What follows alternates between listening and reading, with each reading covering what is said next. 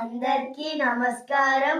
నా పేరు చొప్పల్లి నందన్ శ్రీవర్ధన్. నా పేరు చొప్పల్లి శ్రీసానంద.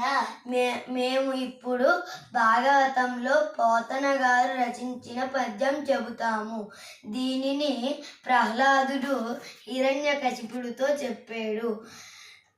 మందార మకరంద మాధుర్యమునదేలు మధుపంబు బోవునే మదనములకు నిర్మల మందాకిని వీచిగల తూగు రాయంచనునే తరంగిణులకు లలిత రసాల పల్లవ కాది అయి చొక్కు కోయిల చేరునే కుటజములకు పూర్ణేందు చంద్రిక స్ఫురిత చకోరక మరుగునే సాంద్రనీహారములకు అంబుజోదర దివ్య పాదారవింద చింతనామృతమాన విశేషమత్త చిత్తమేరీతి నితరంబు జరణేచ్చు వినుత గుణశీల మాటల